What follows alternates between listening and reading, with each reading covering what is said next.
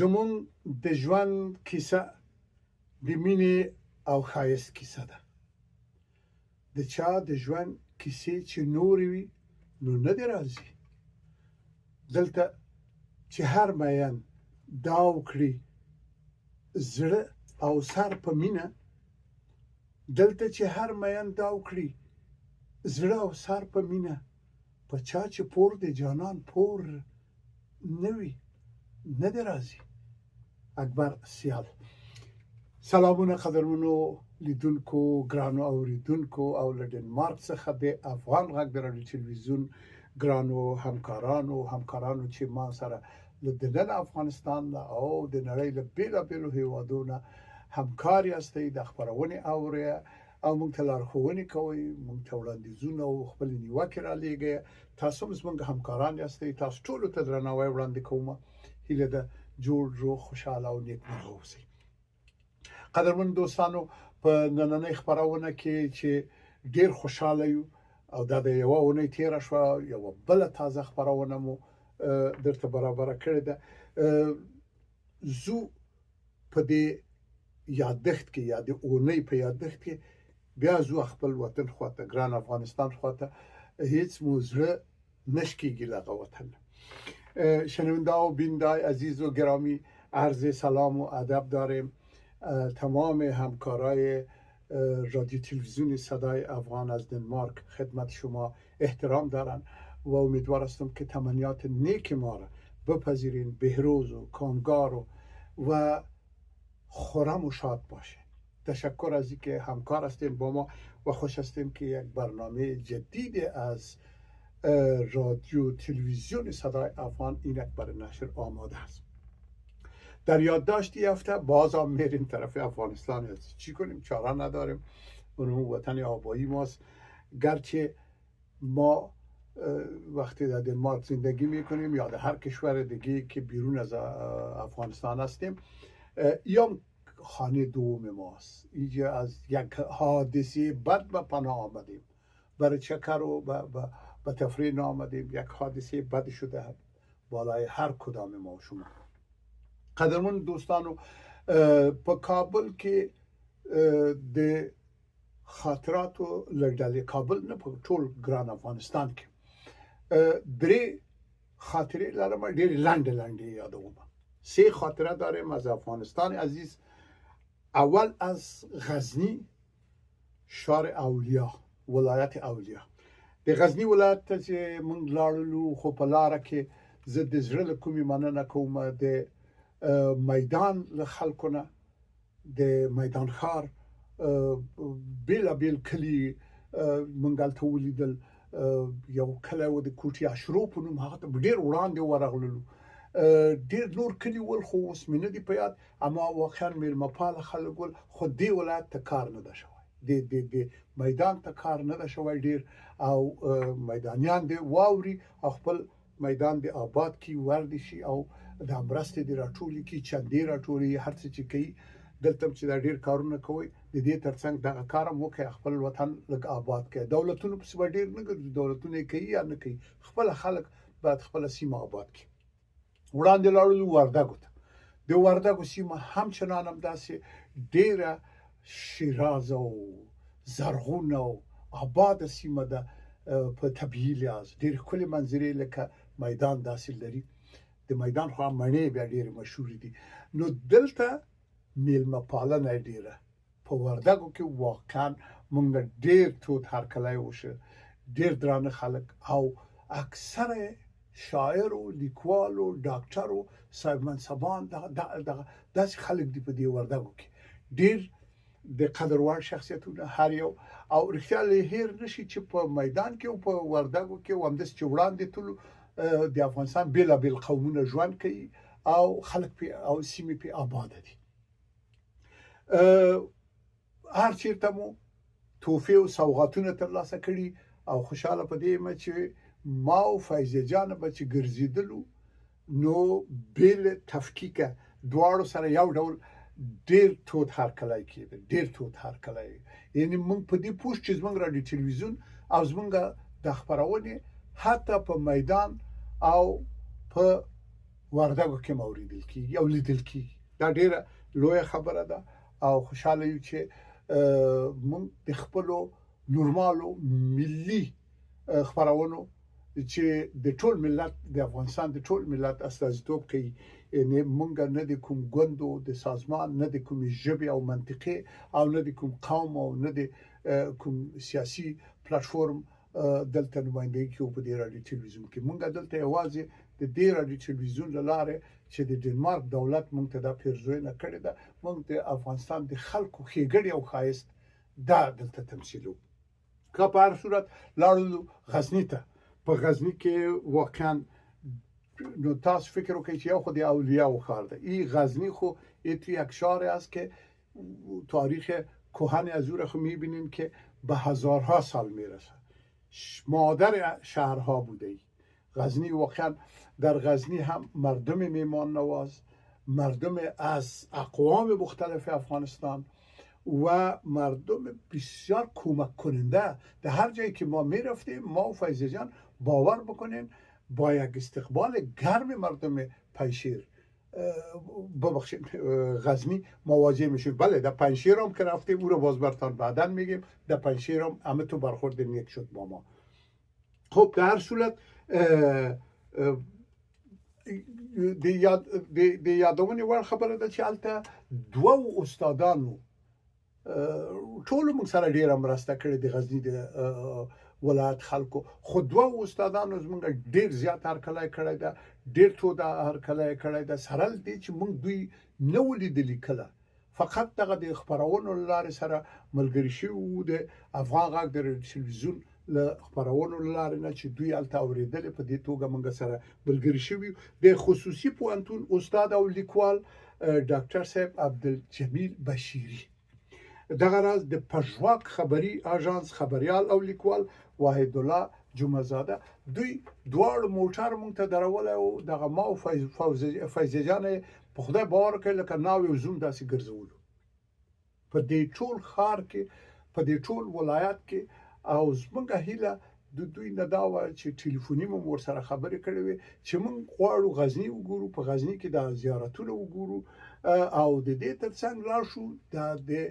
غزنی د مقر ولسوالۍ وګورو او یو سیمه ده د او بند په نوم چې الته د ترکیو اندړ سلیمان خېلو د خلک وسیږي نور قانون دي موږ دا هیله وا چې دا وګورو ځکه زمونږ قانون او د زمونږ کورنۍ چې د کابل د بګرامو د ترکو په کلی کې وسیږي دا ونیم سو کال مخکې د مغولو د تاړاک له عمل را تښتېدلی ول د کابل ته ځینې نورو سیمو ته تللي نو دا زما یو ارزو و د پلار نه یو میراث راته پاتې و د نیکه نه چې زه باید دا سیمه پیدا کړم چې موږ د کوم ځای نه راغلي یو او ولې راغلي یو هغه سیمه ما پیدا کړه د دغه دوه استادانو د بشیري صاحب او جمعه زاده صاحب په مرسته او کومک چې دوی موږ نه یوازې په دې زیارتونو باندې وګرځو د سلطان محمود غزنوي همداسې د بالولو د شمسو د خو ډیر زیارتونه هلته مونږ دا ټوله ورځ په زیارتونو لیدلو باندې تېره کړه چې دا خپله د تاریخ یوه برخه ده او د تاریخ روایت ده د دې ترڅنګ چې هلته تبرک ده یا مثلا د تاریخي اثارو غوندې لیدل دي هغه د غزني منارونه مو ولیدل د دې ترڅنګ موږ د مقر ولسوالۍ ته هم لاړو نورو سیمو ته هم لاړو هم د مقر ولسوالۍ بېلې بېله برخې مو ولیدلې او هم د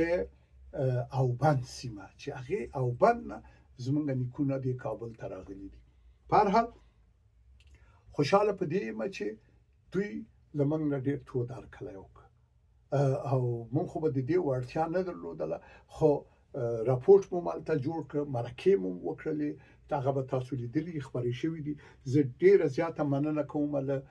جناب بشیري صاحب او جمعه زاده صاحب نه چې هلته د یوې درنې ناستې په ترڅ کې دغه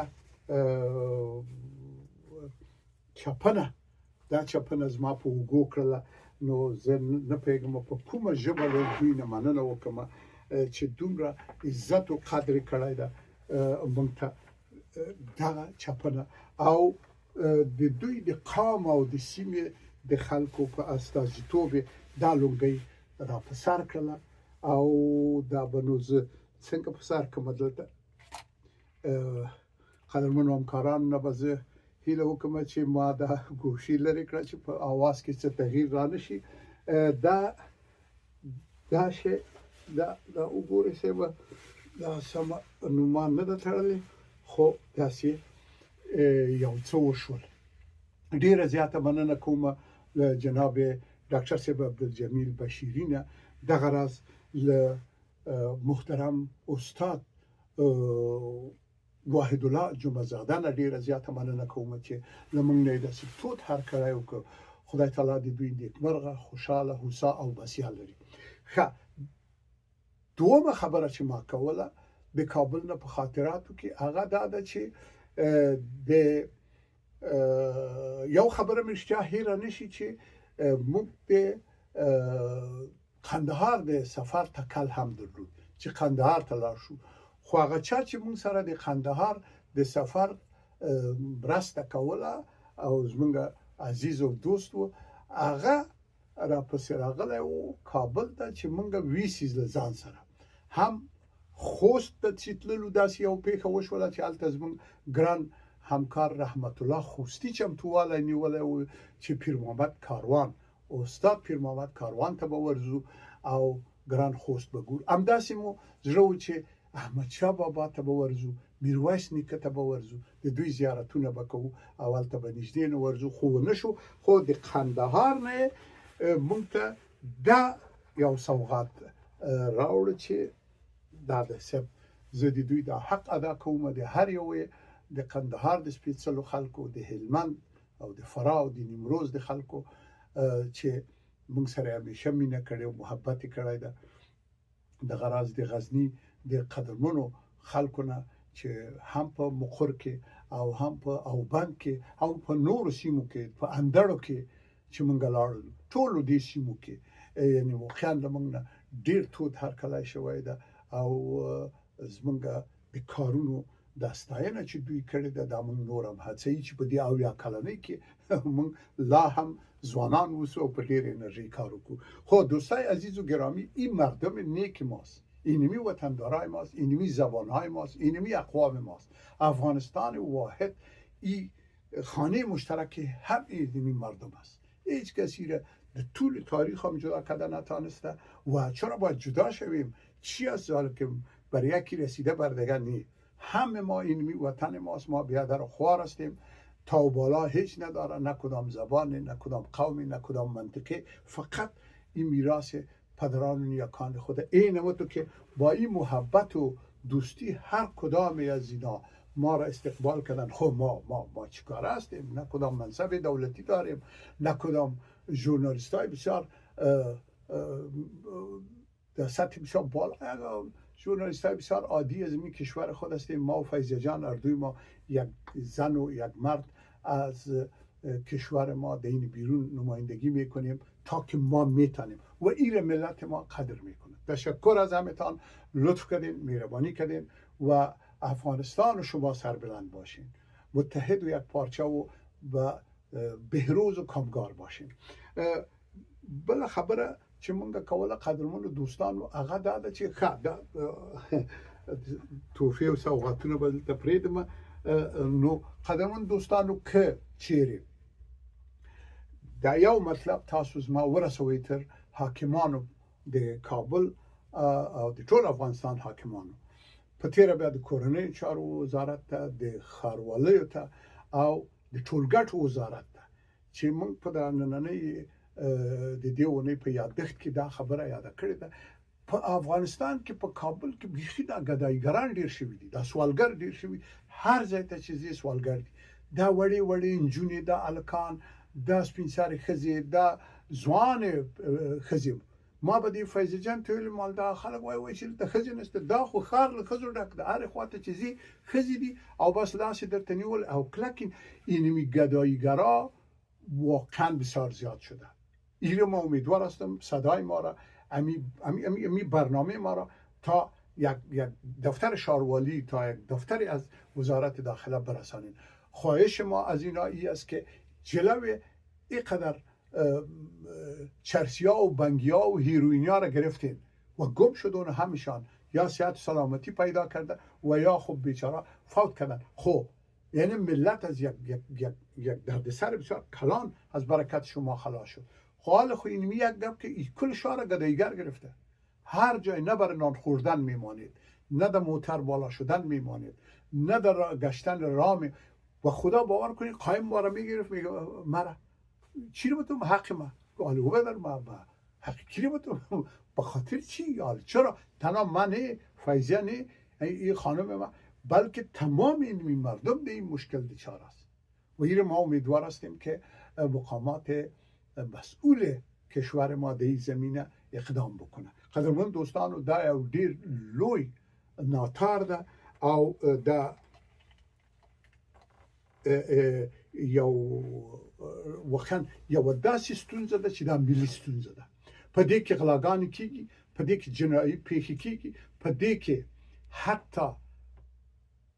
نور غیر انساني پیښې کیږي. ځکه هلته ښځې ګرځي، دغه نجونې ګرځي، دا واحد لس بجې د شپې 11 بجې د شپې به چې ووتلو خو امنیت ولاړو به چې یو آیسکریم وخورو یا یو چېرته وګرځو چې ګورې دغه سوالګر ګدایګرې نجونې هلکان دا به کسب ګرځېدل ښځې خو دې خو بدې پیښې هم رامنځته کېږي، دا جنسیتي تجاوزونه دا هم رامنځته کېږي، غلاګانې دا څوک دي؟ دا څوک دي توظیفوي؟ دا څوک دي چې دا دونه کسان په دې کوڅو کې ویشلي دي؟ حتما دا کوم ګروپ ده، دا داسې یو ګروپ ده چې له دې لارې نه کولی شي بله ورځ جنایتونه ترسره کړي. دوی کروکي د منطقې اخلي، دوی نه خو یعنې که څوک وغواړي کروکي جغرافیا د منطقې، خصوصیت د منطقې، او بله ورځ همدغه خلکو په وژلو تړلو کې زمونږ همدغسې کسان به بیا برخه اخلي. دا البته یو احتمال زه وایم، دا داسې نه ده چې زه کوم تور ولګوم، اما دغه لارې ته هیله لرو چې د افغانستان حاکمان پام وکړي او د دوی مخه ونیسي. دا ډېره یوه دردونکې صحنه ده، دردونکې چې دا ماشومان او ښځې ګوري چې دا په زور او په جنګ او په دعوا تانه پیسې اخلي، غواړي تانه سوالګر دي. نو